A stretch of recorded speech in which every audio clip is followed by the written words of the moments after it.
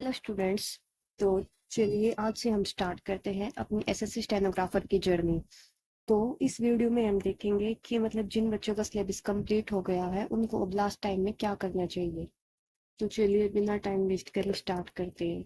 तो मैं पहले इन्फॉर्म कर देती हूँ, ये वीडियो सिर्फ उनके लिए है जिनका सिलेबस कंप्लीट हो चुका है।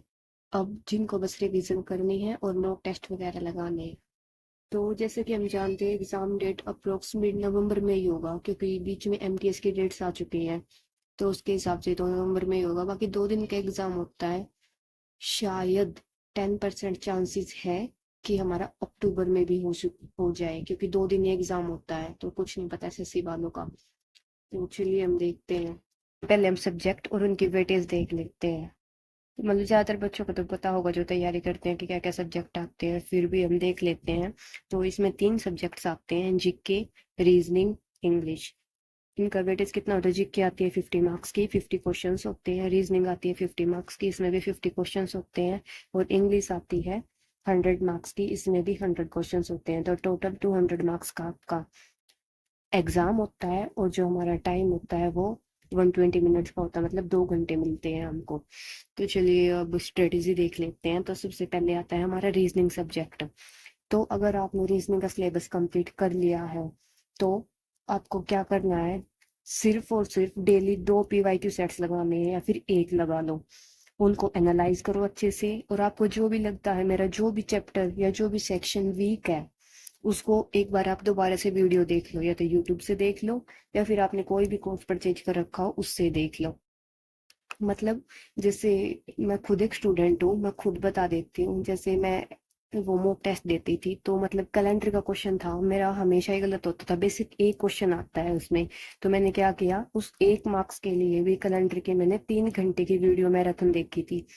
तो ऐसे ही आपका जो भी चैप्टर एक भी क्वेश्चन आता हो बिल्कुल उस चैप्टर से जो भी कमजोर है, तो एक बार दोबारा से देख लो। कुछ नहीं जाता, 1 मार्क्स भी बहुत इंपॉर्टेंट करता है सिलेक्शन के लिए।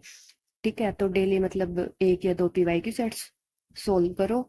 जितने भी आपकी कैपेबिलिटी या टाइम है उसको अच्छे से एनालाइज करो। जो भी या चैप्टर या सेक्शन आपको वीक लगे उसको आप दोबारा से कर लो एक बार। ठीक है, तो फाइनल हमारे 2 ही काम है, PY की सेट सोल्व करना और जो भी रह गया है, मतलब जो भी वीक है आपका, तो वो एक बार वीडियो देख लो। रीजनिंग में तो बेसिक हमारा एक ही काम है कि PYQ सेट सोल्व करने हैं। और PYQ सेट्स कहाँ से सोल्व करें? हम जो प्रीवियस ईयर के पेपर्स हैं उनको बोल रही हूँ मैं, PYQ सेट्स। तो PYQ सेट्स सोल्व करने के लिए या तो आप टेक्स्ट बुक या कोई भी ऐप हो जो मतलब सेक्शनल टेस्ट प्रोवाइड करती हो, मॉक टेस्ट प्रोवाइड करती हो स्पेशली एसएससी स्टेनो के लिए, वो डाउनलोड कर लो, उससे उनका पास परचेज कर लो और सेक्शनल मॉक देते रहो। वहाँ पे PYQ पेपर्स होते हैं, PYPs होते हैं, वो मतलब डेली एक अटेम्प्ट कर लो और वहाँ पे एनालाइज कर लो। अगर आप नहीं जाना चाहते, ऑन स्क्रीन नहीं करना चाहते आप फोन से, तो आप क्या, आपके पास एक ही ऑप्शन है, आप बुक परचेज कर लो एक, जिसमें प्रीवियस ईयर क्वेश्चन पेपर होते हैं। बहुत सारी बुक आती है बुक स्टोर से, तो आप एक खरीद लो। वहाँ पे डेली मतलब रीजनिंग का 50 क्वेश्चन होते हैं, या तो एक सेट सोल्व कर लो या दो। और टाइमर लगाना मत भूलना, टाइमर जरूर लगा लेना, ताकि आपको पता चल जाए कि कितने टाइम में हमारा हो रहा है कंप्लीट। सेकंड आते हैं हम इंग्लिश पे। तो इंग्लिश जैसे आपको पता है सबसे ज्यादा वेटेज होल्ड करके रखती है, 100 नंबर की आती है। इंग्लिश में मेनली 3 पार्ट होते हैं, ग्रामर, वोकैब और कम्प्रीहेंशन। तो सीधा सीधा बता देती हूँ। ग्रामर के लिए अगर आपने सिलेबस कंप्लीट कर लिया है तो सिर्फ एक काम करो, जितना हो सके उतना रिवाइज करो। मेनली 15 ही चैप्टर होते हैं ग्रामर के। वो आप क्या करो, डेली एक चैप्टर तो ऑफ कोर्स करो, डेली एक चैप्टर करो। फिर उसके मतलब जो PYQs है वे सोल्व कर लो, और ना तो फिर जहां से भी करो वहां पे अगर आपको प्रैक्टिस क्वेश्चंस प्रोवाइड हो रहे हैं तो वहां से कर लो। ठीक है, तो मतलब 15 चैप्टर 15 दिन में आपके हो जाएगी एक बार में रिवाइज। सीधा बताऊं तो मतलब नीतू सिंह की बुक आती है वॉल्यूम 1, वहाँ पे है। वहां से डेली एक चैप्टर रीड करो, उसके पीछे फिर प्रैक्टिस क्वेश्चंस है, वहाँ पे प्रैक्टिस करो उनको। प्रीवियस ईयर क्वेश्चंस भी हैं, अच्छी अच्छी बुक है। पता ही होगा आपको सभी बच्चों को उसके बारे में। ठीक है, और वहां से अपने क्वेश्चन सोल्व कर लो, जितनी बार हो सके एग्जाम तक करते जाओ बुक को। मैंने खुद 3-4 बार कर ली है, मेरी इंग्लिश अच्छी हो रखी है सिर्फ एक बुक से। ज्यादा अटकते भटकने की जरूरत नहीं है बिल्कुल भी। सेकंड आते हैं हमारा वोकैब का पार्ट। तो वोकैब का तो यही है भाई, जितना हो सके अपनी प्रीवियस ईयर की वोकैब्स करो, क्योंकि एसएससी पिछले साल की ही पूछता है।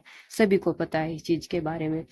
वन वर्ड सब्स्टिट्यूशन मतलब कोई कहता है नहीं आते, लेकिन मैंने जितना एनालाइज करा है पूछ लेते हैं। और वन वर्ड सब्स्टिट्यूशन क्या है, मतलब वो कैब में से ही आते हैं आधे तो, मतलब वो कैब में भी वही पार्ट है। नहीं तो सिंह की बुक में देखोगे ना, वन वर्ड सब्स्टिट्यूशन में से आधे तो वो कैब वाले पार्ट में से आ रखे हैं। सच्ची बताऊं तो मैंने एज अ स्टूडेंट एनालाइज किया है इस चीज को। तो वन वर्ड सब्स्टिट्यूशन मतलब डेली के 30 कर लो उस बुक में से, सिनोनिम एंटोनिम 30 कर लो, इडियम एंड फ्रेजेस 30 कर लो। और अगले दिन जब बैठो करने तो इनको पहले रिवाइज करना, फिर नेक्स्ट 30 करना। ऐसे करके मतलब जब तक हो सके उस बुक को रिवाइज करते रहो। वोकैब के लिए बस दो ही सोर्सेज, एक नीतू सिंह की बुक और एक प्रीवियस ईयर वोकैब, बस ये ही बहुत है। जितना हो सके इनको रिवाइज करते रहो बार बार, इनमें से ही पूछता है, इससे बार कुछ नहीं आता। थर्ड आता है हमारा कॉम्प्रीहेंशन, जो मतलब ज्यादातर बच्चों को बहुत टफ लगता है। तो कॉम्प्रीहेंशन में क्या करना है आपको, डेली 5 क्लोज टेस्ट करने हैं सोल्व, 10 PQ RS करने हैं सोल्व, और 2 करने हैं हमको रीडिंग कॉम्प्रीहेंशन डेली। ये तो करना ही करना है, ठीक है। और कहाँ से करना है, एसएससी स्टेनो की प्रीवियस ईयर बुक जो आप लाओगे उससे कर लेना डेली सोल्व। कंप्रीहेंशन के लिए आपको कहीं भी जाने की जरूरत नहीं है। जो ये बाकी जो बोलते हैं कि न्यूज़पेपर पढ़ना स्टार्ट करो, ऐसे करो, नहीं, कुछ नहीं है। एसएससी स्टेनो के जो प्रीवियस ईयर में आए हुए हैं सिर्फ वो कर लो, बहुत है, उससे आपकी बन जाएंगी कमांड इन पे। और कुछ ट्रिक्स होती हैं वो अपना लो अपना। अगर आपकी वो कैब वगैरह ग्रामर वगैरह स्ट्रांग होगी तो आप आराम से कर लोगे। बाकी इनके लिए स्पेशल वीडियो अगर चाहिए हो तो बता देना, मैं कर दूंगी पूरी स्ट्रेटेजी डिफरेंट डिफरेंट सब्जेक्ट्स की अच्छी तरीके से डीप में। तो इंग्लिश के वो ये सोर्स नीतू सिंह की वॉल्यूम 1 बुक ग्रामर और वोकैब के लिए, और प्रीवियस ईयर जो ये आप कंप्रीहेंशन करोगे उसके लिए प्रीवियस ईयर की बुक जो लाओगे उसमें से ही कर लेना प्रैक्टिस। बाकी पे जीके पे, जो कि हमारा लास्ट सब्जेक्ट है, थर्ड सब्जेक्ट। तो जीके में क्या करना है, अगर आपका सिलेबस कंप्लीट हो चुका है, आपने भी आपके बेसिक्स क्लियर हैं, जितने भी सब्जेक्ट है जीके में, हिस्ट्री पोल जियो इको, अगर उनके नोट्स बने हुए हैं, सिलेबस हो चुका है, तो सिर्फ एक ही कहूंगी, उनको नोट्स को रिवाइज करते रहिए जब तक एग्जाम नहीं होता है। सबसे पहले नोट्स को रिवाइज करिए, डेली के 2 PYQ सेट्स जरूर करिए, या तो बुक से करिए या टेक्स्ट बुक से करिए। हाँ, एक और चीज है, अगर आपको प्रीवियस ईयर पेपर चाहिए तो आप टेक्स्ट बुक पे डाउनलोड कर सकते हैं, वो भी फ्री में। तो वहां से डाउनलोड कर लो या बुक ले सकते हो तो बुक ले लो, आपकी चॉइस है, जो भी आप कर ले सकते हो। ठीक है, तो मतलब 2 PYQ सेट्स करने हैं, मतलब एक PYQ सेट में 50 क्वेश्चन होते हैं, 100 क्वेश्चन एटलीस्ट करने हैं आपको। क्वेश्चंस करने के बाद जो भी गलत हो उनको लिखिए, और अगर लिख नहीं रही हो तो उनको जरूर याद करिए, ताकि आगे अगर आपके सामने सेम क्वेश्चन आए तो आप गलत ना करें।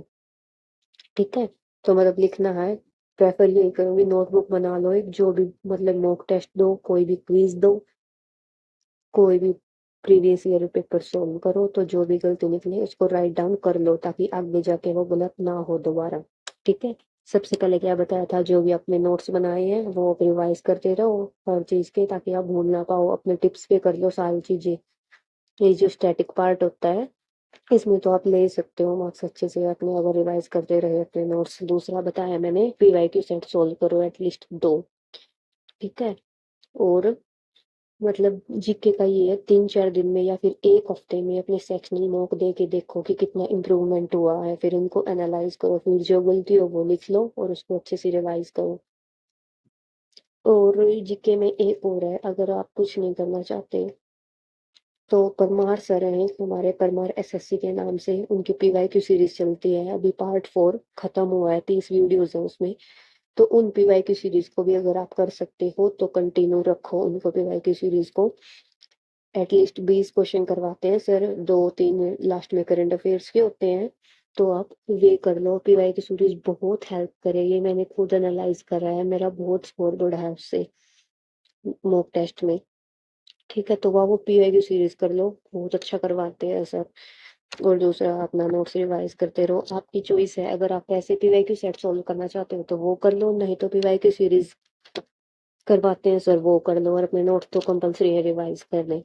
ठीक है, अब लास्ट में हम देखते हैं मॉक्स कहाँ पे क्या देने हैं। मॉक्स के लिए अलग अलग एप्स होती हैं, टेक्स्ट बुक ऐप है, ओलिव बोर्ड है, और भी है, जहाँ पर भी आप देते हो वहां पर देते रहो।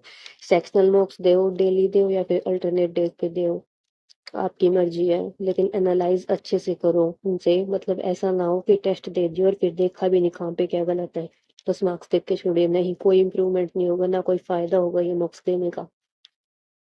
पीवाईक्यू सेट्स करो, अपने प्रीवियस ईयर की बुक उससे कर लो, नहीं तो टेक्स्ट बुक पे से डाउनलोड कर लो।